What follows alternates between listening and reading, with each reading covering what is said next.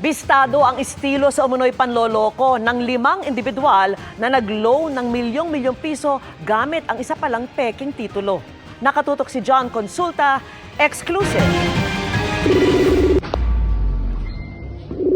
Pagdating sa dulo ng pag-uusap, iniabot na ng complainant ang 1 milyong pisong mark money sa target ng NBI sa Calasiao, Pangasinan. Dito na isinagawa ang entrapment. Kayo ay mayroong karapatang manahimik. Sa labas ng opisina, inaresto din ang 4 pang kasabot umano ng suspect. Ayon sa NBI, nag-apply ng loan ang 5 at nakakuha na ng milyon-milyon gamit ang isang property sa Bayambang, Pangasinan na hindi naman sa kanila.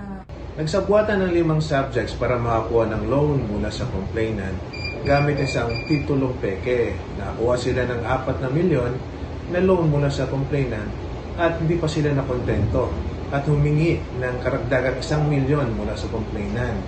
Dahil dito ay nagkasapo tayo ng entrapment operation para mahuli itong 5 subjects.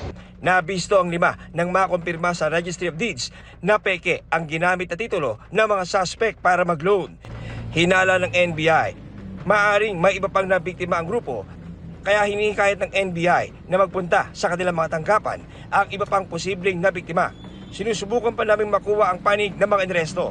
Kinasuhan natin ang 5 subjects ng estafa through falsification of public document.